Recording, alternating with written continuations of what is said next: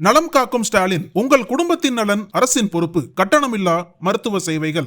GT Holidays, South India's #1 travel brand. You know you are special when you're with GT Holidays. பழைய நகையை கொடுத்து white 11 மந்த்ஸ்ல அதே அடைக்கு புது நகையை எடுத்துக்கோங்க. எக்ஸ்ட்ராவா ₹1 தர வேண்டாம். Magic old gold exchange.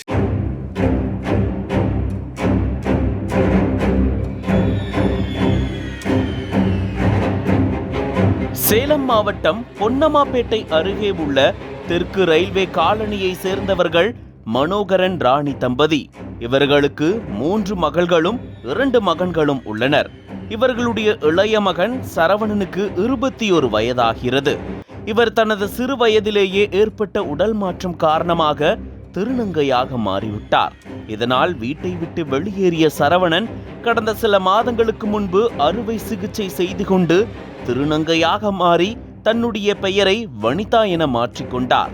இதையடுத்து வடக்கு ரயில்வே காலனியில் குடியேறிய வனிதாவுக்கு திருச்செங்கோடு பகுதியை சேர்ந்த நவீன் என்பவருடன் பழக்கம் ஏற்பட்டுள்ளது. இதனை அடுத்து இருவரும் ஒரே வீட்டில் வசித்து வந்துள்ளனர். இந்த நிலையில் கடந்த 28ஆம் தேதி காலை வனிதாவை பார்ப்பதற்காக அவரது சகோதரி வீட்டுக்கு வந்துள்ளார். அப்போது அவரது படுக்கையறையில் வனிதாவின் முகத்தில் பலத்த காயங்களுடன் கொடூரமாக கொலை செய்யப்பட்டு கிடந்தார்.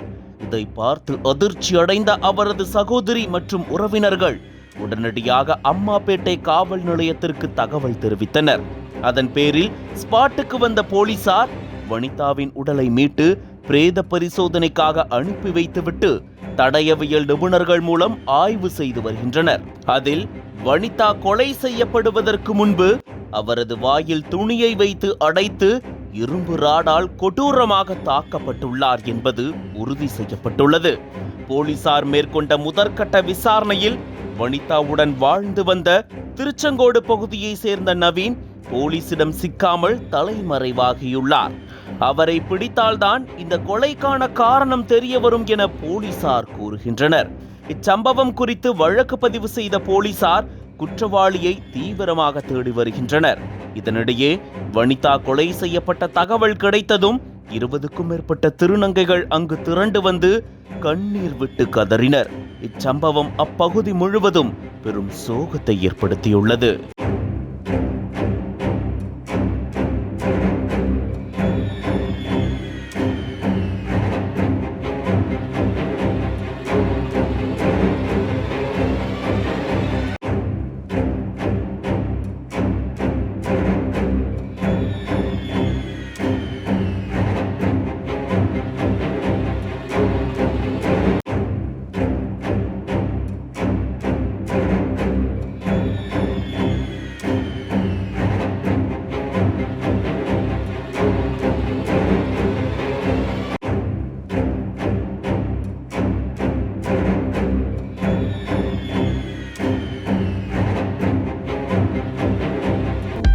அனல் பறக்கும் செய்திகளை அப்டேட் செய்து கொள்ள நக்கீரன் களத்தை இப்பவே சப்ஸ்கிரைப் பண்ணுங்க.